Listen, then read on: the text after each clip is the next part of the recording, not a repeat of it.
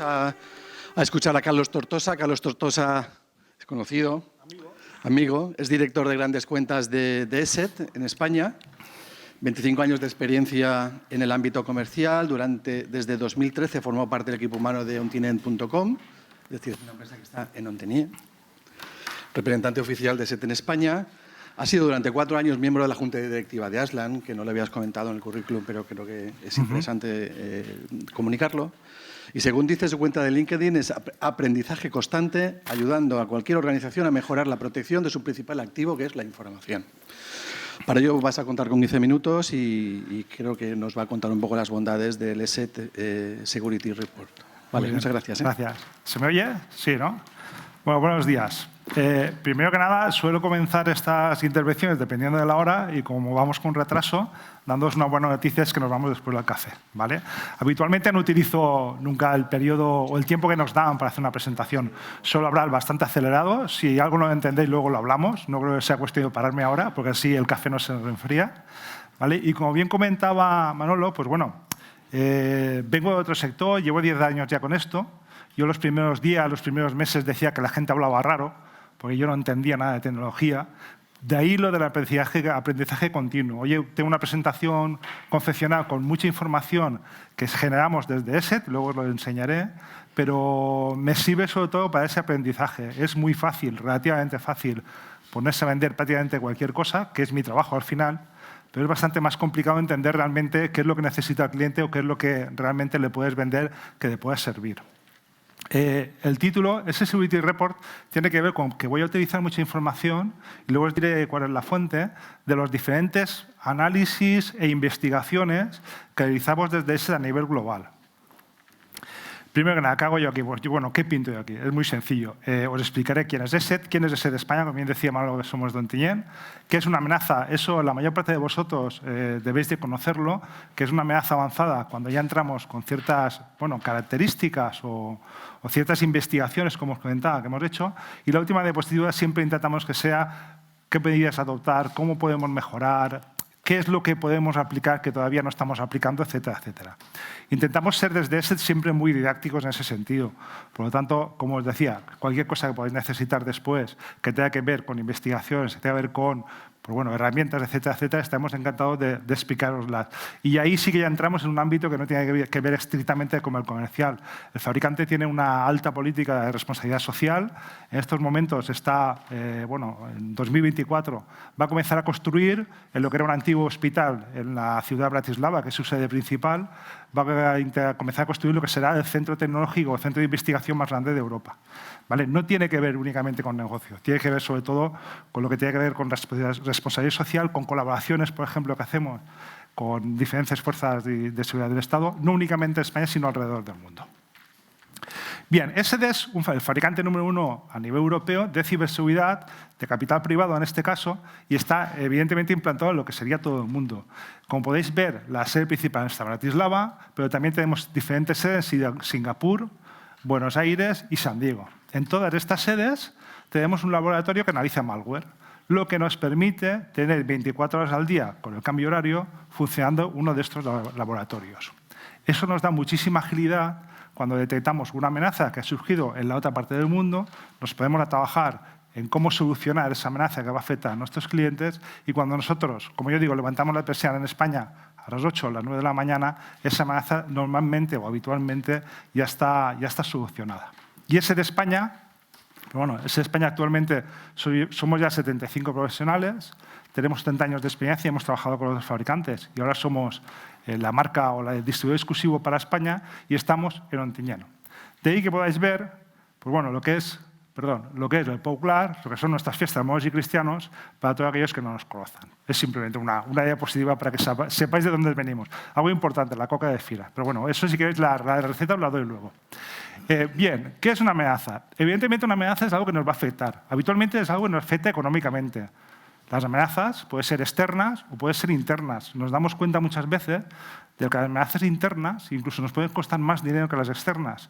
Y no tienen únicamente que ver con concienciación, con errores, sino muchas veces con amenazas realmente que son fehacientes y que están inducidas, en este caso, posiblemente por agentes externos. Es decir, podemos tener empleados que nos roban información por directamente lucro personal. Pero bueno, vamos a centrarnos un poco en las primeras, ¿no? En aquellas que vienen por ataques, campañas de phishing principalmente, y ataques que son externos a los que nosotros sí que podemos aplicar herramientas, conocimiento y sobre todo servicios para poder solucionar esa posible amenaza que nos va a costar dinero al final. Principalmente me voy a basar en informaciones de dos herramientas que os aconsejaría incluso que si tenéis interés tomarais nota, porque en este caso nosotros lo que hacemos en estas dos blogs, Will Security, que es a nivel global, y en Protegerse, que es a nivel de España, pues bueno, trasladamos toda la información que vamos descubriendo con estos análisis que realizamos de todas las amenazas que vamos detectando.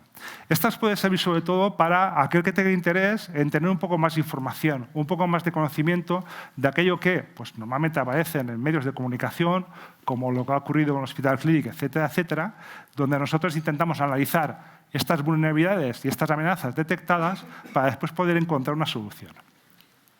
Y me voy a basar principalmente en el informe de amenazas del último trimestre de 2022.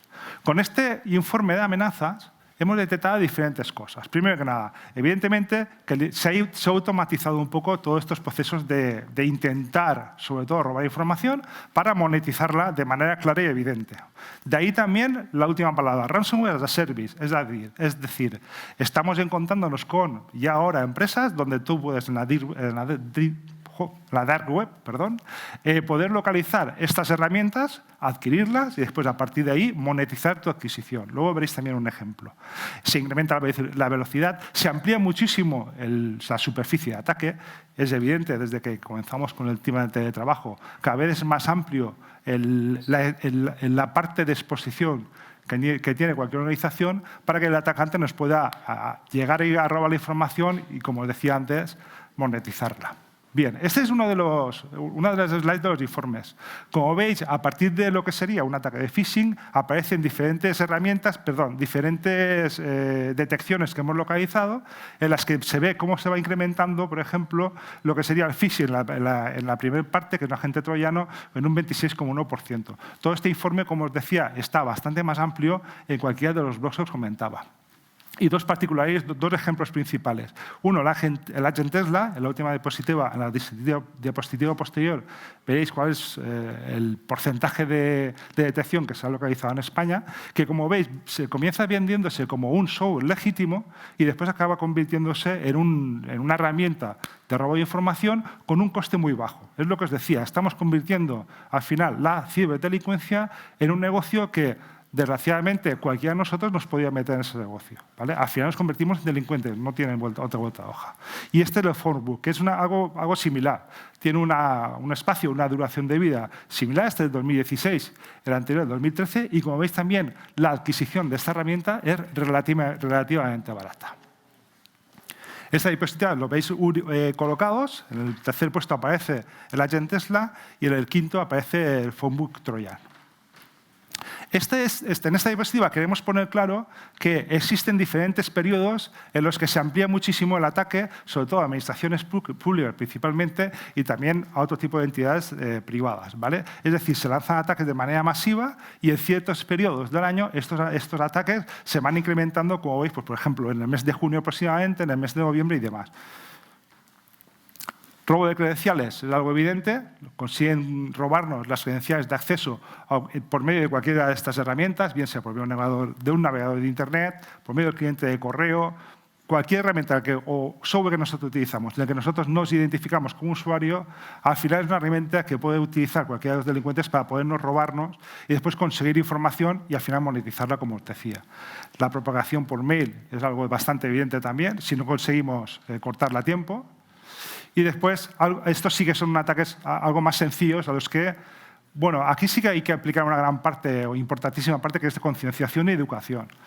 Cualquiera de las compañías con las que vosotros podáis trabajar a nivel de ciberseguridad, seguro que os pueden montar una campaña de concienciación a nivel interno que consiste principalmente, o la mayor parte de veces, una única plataforma en un entorno web en el que resulta muy fácil poderse sentar durante un rato, ir aprendiendo diferentes, tener que ir concienciándose poco a poco.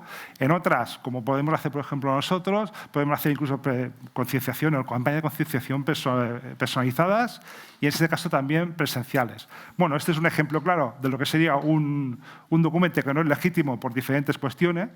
Y después otro sería el de la solución o la solicitud de facturas, pedidos, etcétera, por medio de un correo que a nosotros nos puede parecer perfectamente legítimo, pero que realmente después lo que se convierte es en un ataque informático.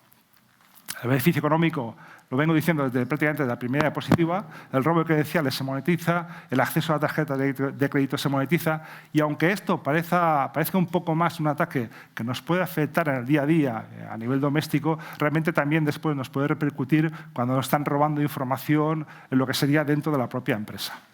Ya prácticamente acabando, lo que serían nuestras soluciones. Lo que serían las soluciones que aconsejamos tener en cuenta. Primero que nada, para cualquier ataque o cualquier tipo de amenaza que nos pueda aparecer por medio del phishing, es tener una protección de mail. Se está desatendiendo bastante este tipo de protección en la mayor parte de organizaciones, considerando que la herramienta o el tipo de correo que estoy utilizando está suficientemente protegido. Es aconsejable analizar por lo menos qué existe en el mercado, sobre todo basarse o apoyarse en nuestro proveedor de confianza para que él nos diga realmente si la protección de mail que estoy utilizando es suficiente o si necesito realmente reforzarla.